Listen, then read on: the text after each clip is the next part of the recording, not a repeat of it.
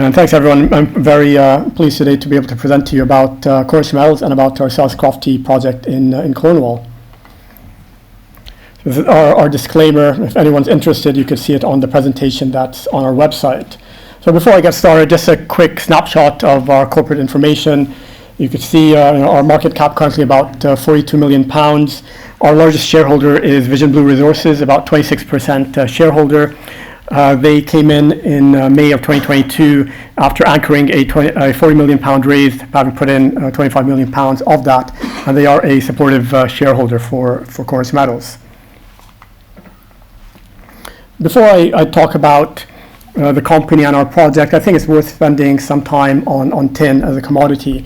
Tin is a commodity that tends to be undercovered and not very well known. It's a smaller market. We're looking about $10-12 billion in total traded annually, which pales in comparison to other commodities such as aluminium, copper, and others. As such, it is not covered by analysts at some of the bigger banks, and so there's some education that is required. When you look at tin's properties, it's flexible, malleable, anti-toxic. It is something that's been historically used and well associated with some of the end uses that you see on the left side of the pie chart, such as in alloys, in tin plates, or tin cans, chemicals, and other. However, since about 20 years, there was a change where the EU mandated a ban of the use of hazardous materials in electronics. That being the case, the lead was banned from use in solder. The only appropriate substitute was tin. So overnight we saw a doubling in the end uses for tin, and that's why now we see solder as being about 50% of the total use for tin. So we look at the current and future applications. That's going into pretty much anything electronic, to automotive, into renewable energy, and that is a big area of growth for tin going forward. And this was echoed by research that was done by Rio Tinto and MIT several years ago, looking at the metals that are the most impacted by new technology, and tin came out right on the top of the list, to many people's surprise, given the uses in EV, in advanced robotics, and in AI, renewable energy. So there's a lot of application that we see tin in, and so we'll be benefiting as we see this transition towards green energy. And that being the case, if we look at growth in tin demand from 2020 to 2030, as per the International Tin Association, you're putting out the baseline and growth looking just at three areas: solar, EV, and 5G, and various other advanced electronics. Within solar, to many people's surprise, it emerged as a major use of tin. Use in solar panels is up more than 3 times in the last 5 years. It is used in what is called solar ribbon, which is copper coated by a thin layer of tin solder, and that is essential connecting the panels of the solar panels. And solar accounted for about 5.5% of total global electricity generation in 2023, which is a big step up from 4.6% in 2022, with a lot of growth still expected. Looking at EV, there's higher intensity of metals in EVs compared to internal combustion engine cars, and we see about 2 to 3 times more tin used in EV cars, and that's applicable to other relevant metals such as copper, as we see more electronics being used, and that's not just in going from ICE to EV, but also in terms of more active safety and autonomous various other elements that are leading to this growth in electronic use in EVs. And then lastly, when you look at advanced electronics, data storage, data processing, and just the growth in AI just means there's more chip and computation requirements, and that means more tin use. And we see increasingly complex AI models, which just means there's more GPUs that are required, and that just means more tin as well. So we're quite confident that not just technology, but the energy transition will be the biggest growth factor for tin growth going forward. So I've been talking about the positive demand factors, but when we look at supply, it looks like supply is unlikely to keep up. Just looking at 2024 so far this year, there have been quite a lot of disruptions. We look at the number 2 and number 3 biggest producers of tin, Indonesia and Myanmar. And there's been quite a big disruption there, as you can see on this chart here. In Indonesia, there's been change in the permitting and licensing for exports, which meant that in the first 2 months of the year, there was no exports whatsoever of tin. And so far this year, we're looking at tin exports year-to-date August being down about 40%. Although it's recovered, it's still not where it was in the prior years. Myanmar, on the other hand, there's been a ban on mining since August of last year, and there's still no visibility as to when that will come back into place. So currently, the International Tin Association estimates that there will be a deficit of about 10,000 tons in 2024 in a market of about 350,000 tons. So it is quite substantial, and this would be the second consecutive year of supply decline that we see in tin.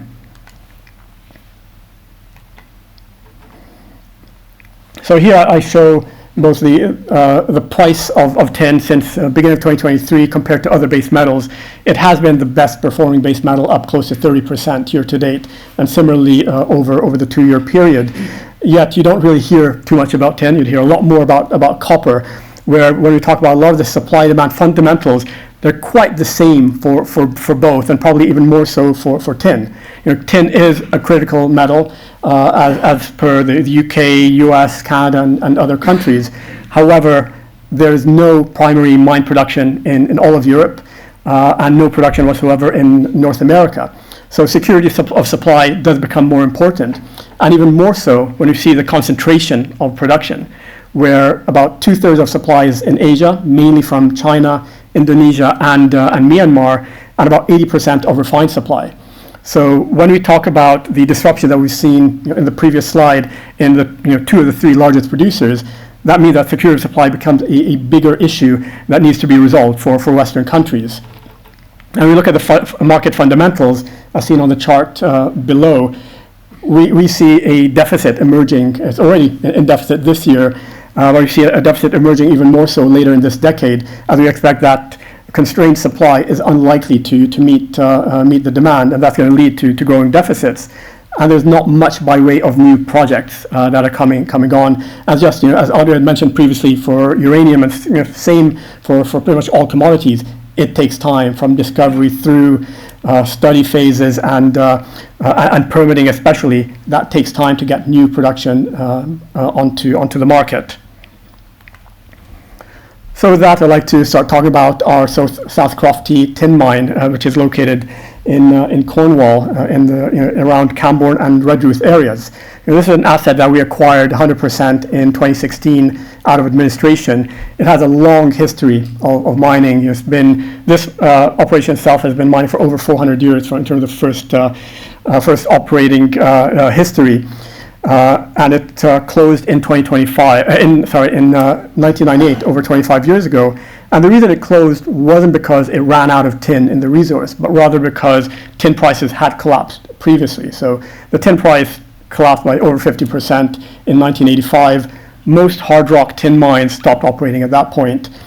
This one kept going for another 13 years up until 1998, which demonstrates the low cost and high grade nature of the operation. Some positive attributes to South Crofty. It is fully permitted. It has an underground mine permit up until 2071. We do have very, very strong local community and government support, which is extremely important. We have existing mine infrastructure. I'll show some photos later on of what's on site. Also, excellent transport and power infrastructure. When it comes to transport, when I go out there, I live in London. I take the train from Paddington, get off at Camborne, and walk to the mine. It's not something you'd say about many mining operations worldwide. And this is going to be a very low impact underground mine, where we're going to have no surface waste. All waste will be paced and backfilled back into the underground void. So environmentally, quite sound. And of course, there will be significant economic benefits to the local area.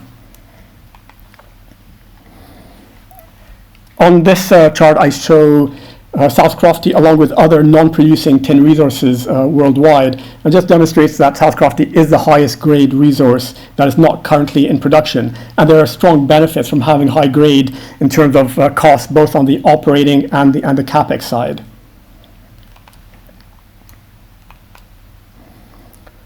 What I show here is an image that provides an outlook in terms of how much history of mining that there is in Cornwall. So this is an area, what's circled in white is the South Crofty deposit, and a couple of kilometers going either way. The yellow lines that you see there are all historical shafts, over hundreds and hundreds of years. So we count over 1,000 shafts in that period. That just demonstrates that there's a long history of mining in Cornwall, and there's a strong association. So tin mining has been around for quite a long time. But another thing that you see on this chart, especially on this side, is a lot of the mining was in the shallower areas. However, our focus at South Crofty is below the granite contact, where it's tin only, high-grade tin. And where you see mining that occurred on the higher areas and sedimentary rock, which is a high-grade polymetallic, copper, tin, zinc, silver, that mineralization continues down into the graphite and becomes, high-grade tin. So there's a lot of potential to expand along strike from South Crofty. Now, earlier this year, we put out the results of a preliminary economic assessment that validated the project and the potential for this to be a long-life, modern, low-cost underground mine.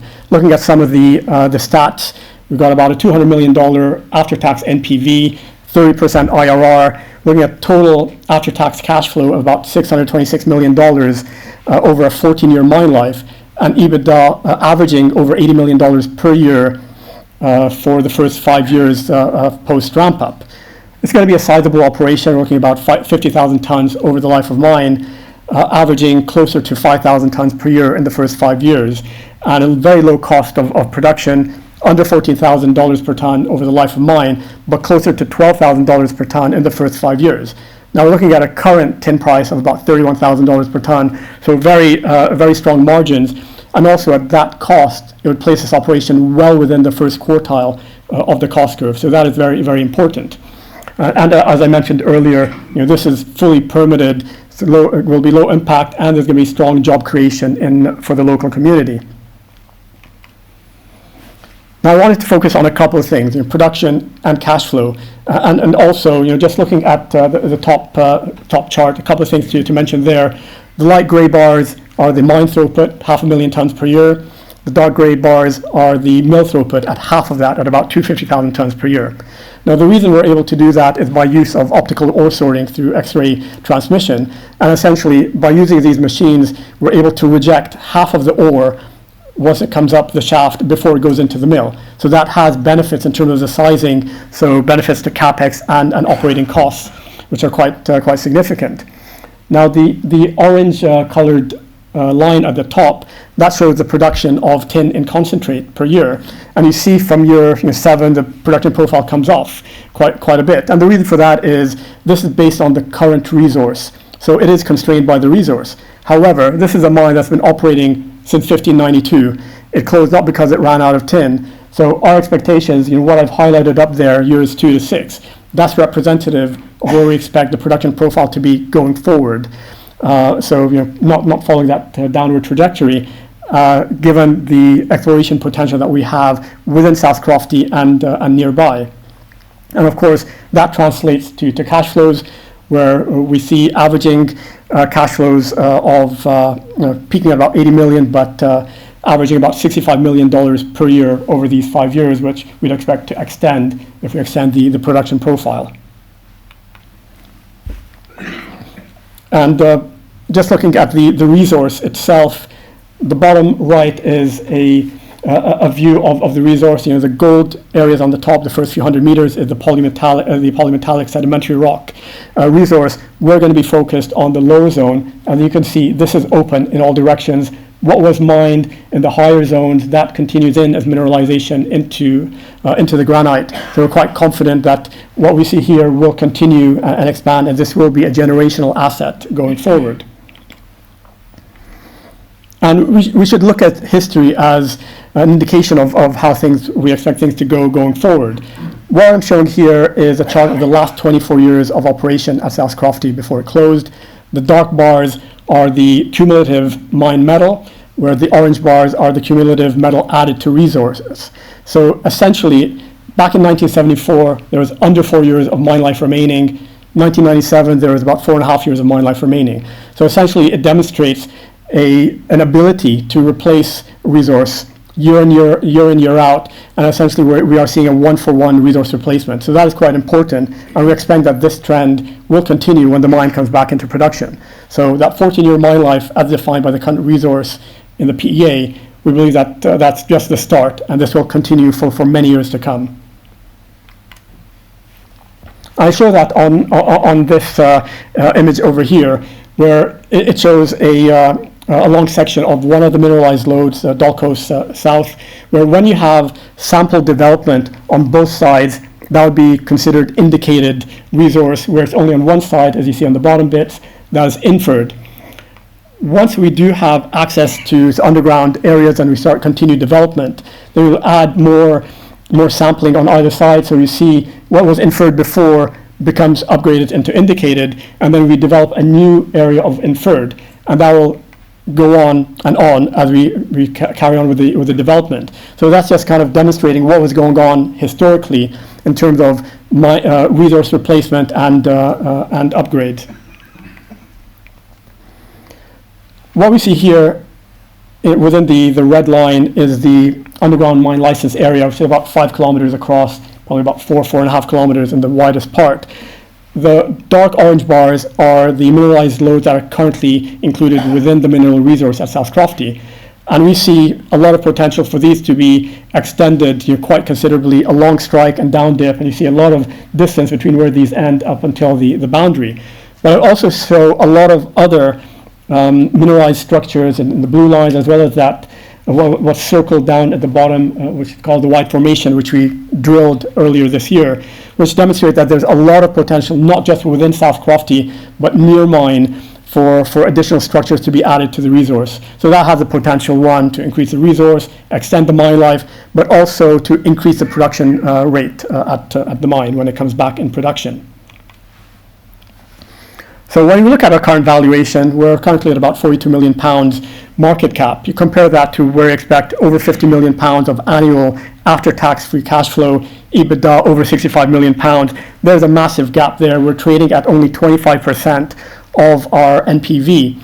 But we see a lot of potential well beyond the NPV in terms of further exploration potential, optimization upside, growth potential, and the M&A opportunities. So we believe that right now the stock is trading at a very attractive level with a lot of upside from where we sit right now.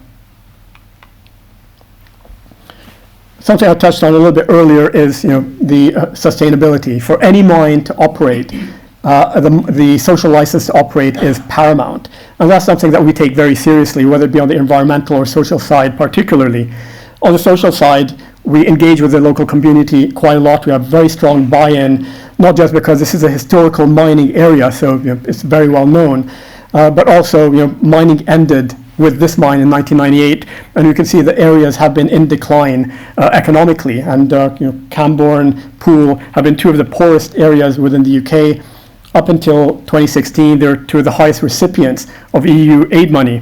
So there's clearly a desire to see this mine come back into production to generate high-paying skilled jobs. We expect to generate about 300 plus direct jobs, about 1,000 indirect jobs, and the focus really has been hiring locally and working with local businesses as well, which we have done up until now. We've grown since I joined the company about a year ago from about 50 to about 80 people, all of which have been hired locally except for one coming down from Yorkshire. On the environmental side, I'll give you an example. We've since the mine closed in 1998, it flooded, so of course we have to dewater the mine, which is currently underway.